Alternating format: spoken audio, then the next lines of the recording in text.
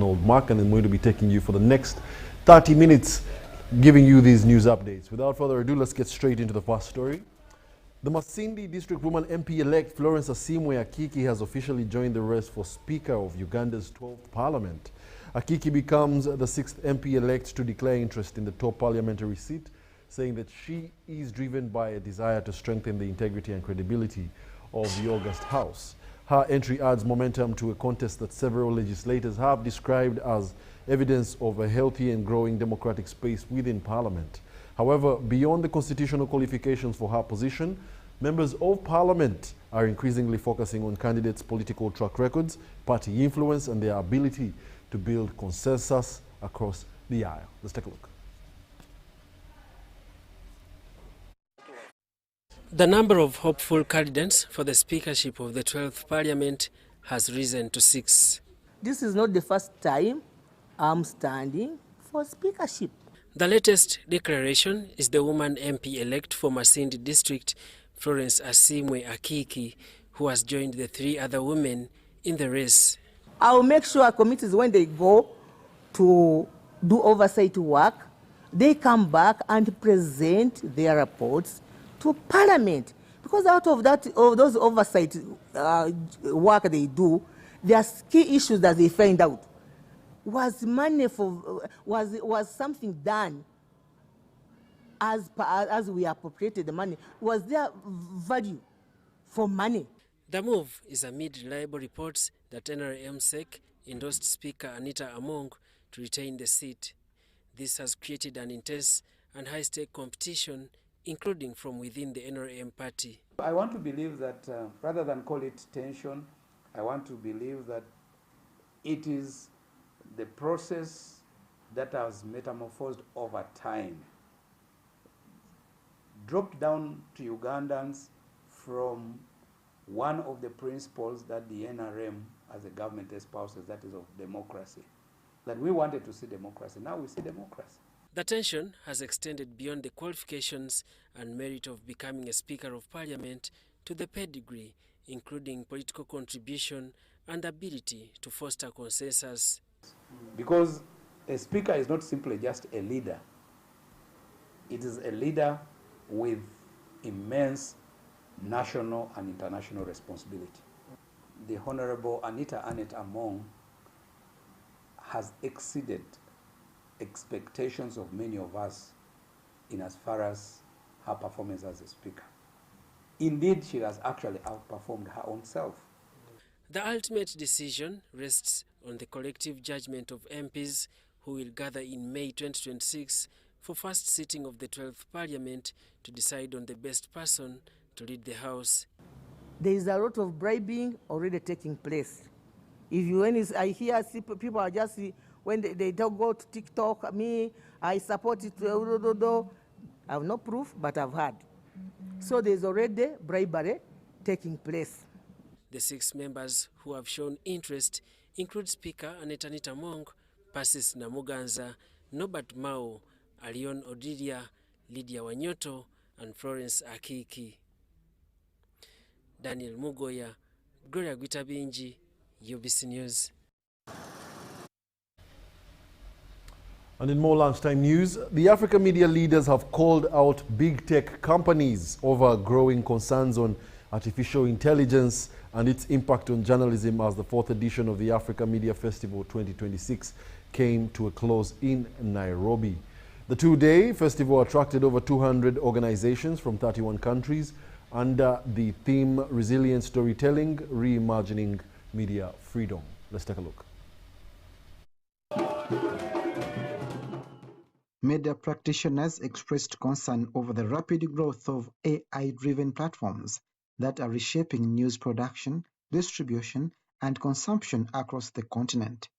This was during the 4th edition of the Africa Media Festival 2026 held in Nairobi. To understand the superstructures of control and should seek, even as they're telling stories, to shift from mere participants in the market to contestants in the market economy through ownership of the media houses, ownership of intellectual property, ownership of the tools whether it's AIs, whether it's hardware, that are making the world of information more accessible. It is the typewriter or the computer or the pen. You can use it for good and you can use it for bad. So AI, what we have to insist is that it's a facility that helps us do better the things we are already doing. Participants further raised concerns about shrinking newsroom revenues, regulatory pressures, and the growing influence of digital platforms on public discourse. I call it the development gravy train, where you do stories for health and all the rest, and funders were willing to support our newsrooms for that. That is no longer happening. Newsrooms, oh yes, newsrooms are adjusting. We've seen staff reductions. That's a permanent and pensionable thing. I think every 2 months, I keep on telling people this, every 2 months I won't be surprised to see a newsroom has cut down or sacked some people or retrenched. The word is retrenching. I've heard people talk of the struggles of the newspaper, but the paper may be struggling. The news is not struggling. Discussions also highlighted the shift in power from traditional media institutions to independent creators and decentralized networks, calling for new models of ownership and strong collaboration among African journalists. We must create frameworks, policies, and laws that ensures that our data remains of service to us. We must also have data literacy that is able to make sure that the common African knows the value of their data points, be it their private data or be it shared data that affect their public policy issues. The festival climaxed with the Africa Media Awards, recognizing outstanding journalists and digital creators across the continent.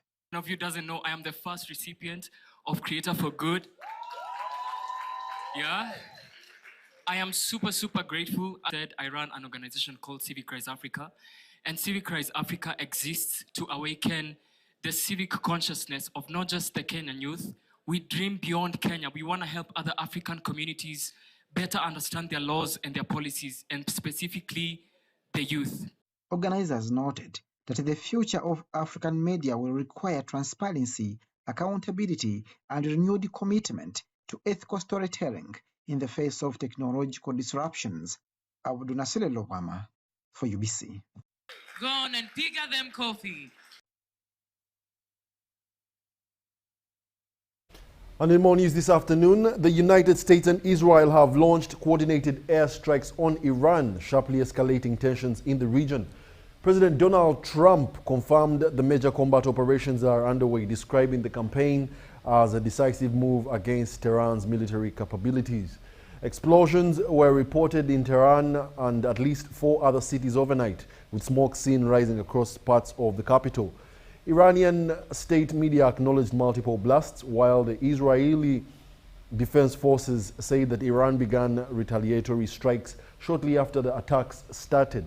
In a televised address, Trump announced Operation Midnight Hammer, targeting Iran's nuclear facilities at Fordo, Natanz and Isfahan. And he also said that the strikes aim to dismantle Iran's nuclear program and long-range missile systems, insisting that Iran can never have a nuclear weapon. Explosions were also reported in Bahrain, home of the U.S. Navy's 5th Fleet, prompting emergency warnings. With nuclear talks stalled, fears are now growing that the conflict could widen across the Middle East.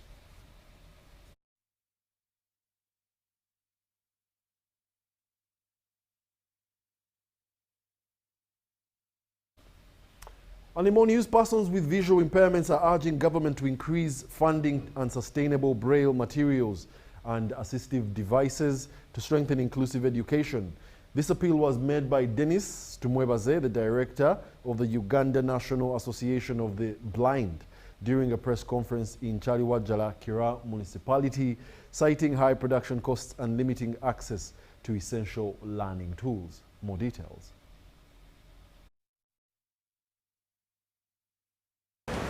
The Uganda National Association of the Blind joins the global community in celebrating World Braille's Day 2026, honoring the transformative power of Braille in empowering persons with visual impairment.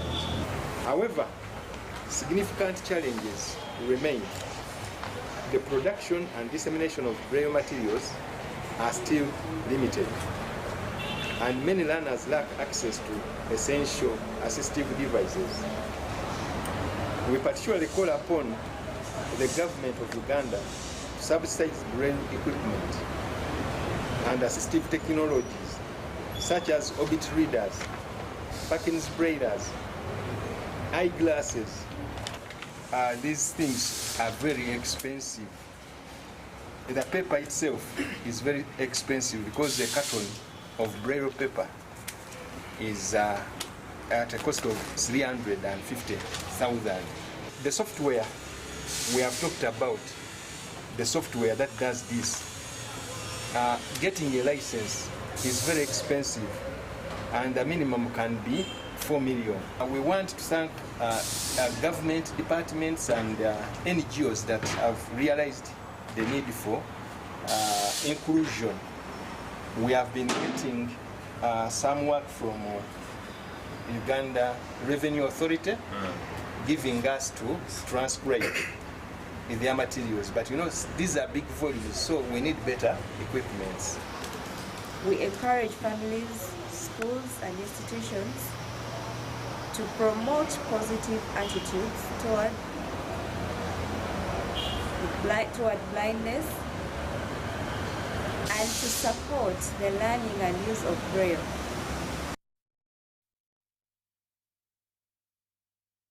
In more news, Vivo Energy Uganda on Friday commemorated the Chinese New Year with a vibrant celebration of the New Year of the Horse, bringing together partners, clients and industry stakeholders for an evening of connection and reflection.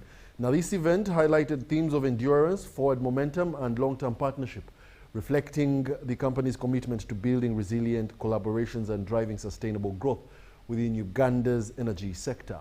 These are the highlights. Today we are celebrating the Chinese New Year. It's a year of the horse, and we do this every year with our Chinese customers because they are a big part of our business relationships. We know that the two countries, Uganda, Africa as a continent, are very close with the Chinese. We have a lot of Chinese customers who we have been serving for quite a long time, and we take this time to celebrate the New Year, like we all do celebrate our New Year's on the 1st of January. This is actually a celebration with our customers, to thank them for their custom and to continue making sure that we build a strong partnership between Vivo Energy, the Shell brand, as well as the Chinese customers across the market. It cuts across all sectors. The Chinese are in construction, we have construction customers, we have agriculture, we have mining, Wagagai, Busia. So it cuts across all sectors in terms of where the Chinese are playing in the economy. I mean, we continuously innovate with our Chinese customers, but the first thing is we make sure we have, first of all, we have a quality product. That's standard. It's a ticket for us to play. We have a lot of innovations like monitoring systems to make sure that we can monitor lubricant consumptions on their machines and make sure that they're getting the right output out of their machines. And because for most businesses, it's not just about the price, it's about value. About this new year, because it's the horse year, the new year of the horse, so we should move further. We should, just try our best to do something bigger, because the horse runs fast. We should do exactly as the horse do. That's what we expected. Thanks so much. In our business, because we do mining business, if you want to mine, you have to have a lot of equipment, a lot of vehicles like excavators or bulldozers, a lot of vehicles like that. So once you want those vehicles to move on, you have to get the fuel, because it's a machine, it needs fuel to run. So Vivo is kind of like a key character in our business. Without Vivo, without the fuel that Vivo provided to us, our work would never be done, because the fuel is the key for the vehicles and the excavators and so on. So even the generators and the other equipments that we use, which is the key for our production.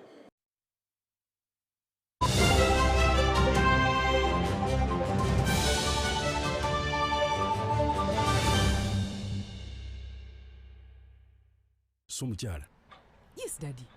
you know the children are going back to school and things are a bit tight. For now, why don't you take half of the fees to junior school, and for the school van contribution, we shall pay later. Daddy, why don't we pay using MTN Momo, where we stand a chance of winning school fees for a whole year and more? By the way, you can also apply for a school fees loan, and also participating schools can win a school van. That's right! Win school fees for a whole year and more. Get Momo goodies and a school van for participating schools. You can also apply for a school fees loan. Simply dial *165*80# or use the Momo app.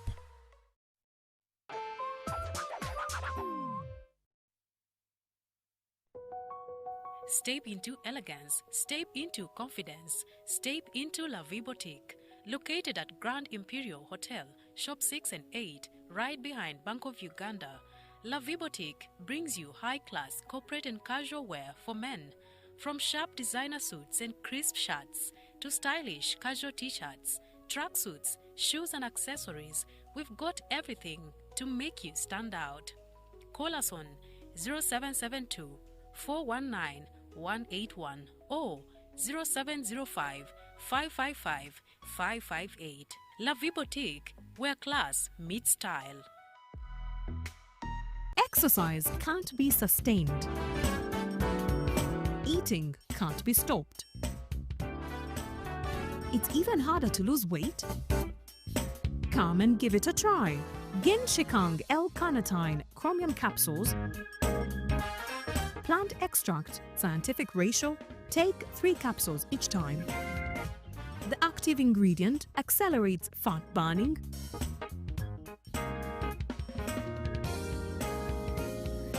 eat twice a day, don't take a detour. Weight loss starts now.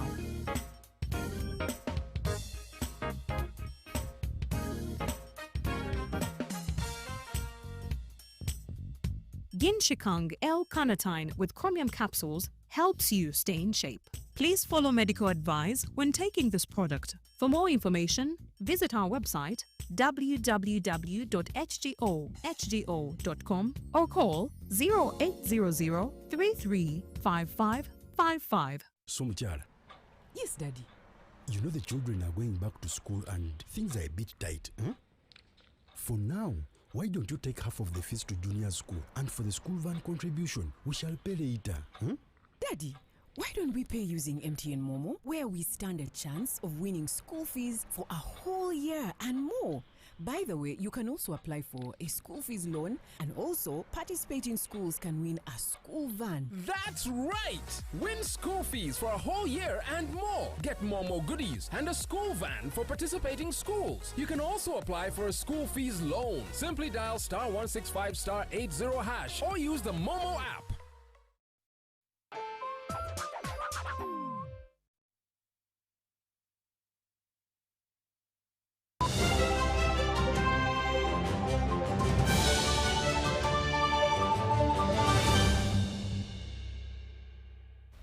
Welcome back. You're still watching the UBC Lunchtime News, broadcasting live from Nile Avenue. As the Uganda UCE results were officially released on 13th February 2026, excitement and celebration filled the schools across the country. Now, UBC returned to Kawanda Muslim School in Wakiso District, where students, teachers, and parents gathered to reminisce about the hard work and dedication that led their impressive performance. The head teacher, Nachigude Aida, expressed heartfelt gratitude to the parents for their unwavering support, noting that their partnership played a key role in the school's success. These are the highlights. Able to achieve, they have got result 1, all of them. They were around 55 in number, and they were in position, all of them, to get A, B, C, D. We thank God so much for what they have achieved. So we are praying hard to see that even next year we shall make it. We are praying hard that you bring us more numbers from senior 1 to senior 6 We teach both sciences and arts, and we do have dual curriculum, that is theology as well as secular education. Mr. Simwe Luchamuzi Hamza, the Director of Studies, Kawanda Muslim Secondary School. In the first place, I would like to thank Allah for the outstanding performance of our candidates, Senior 4 2025. We were able to achieve the best scores such that our learners had grade A, B and C. We had not D and E. All our learners were able and they managed to sit their exams very well, and the exams were all released. What made us perform extremely very well was, in the first place, trust in Allah, a lot of concentration and focus and determination, practice, and also the what?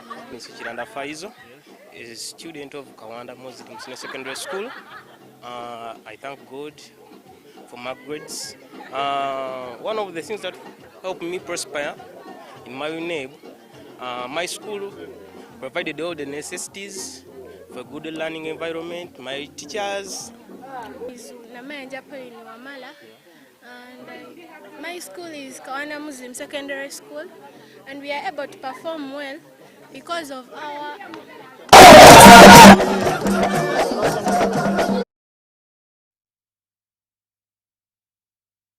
And that brings us to the end of our lunchtime bulletin this afternoon. Thank you for being a lovely audience. Do join us for more news in our subsequent bulletins at 8 p.m. and 10 p.m. Otherwise, my name is Wadulo Arnold Mark, and allow me say a big shout out to Lavi Boutique, located on Grand Imperial Hotel, right behind Bank of Uganda, shop 6 and 8.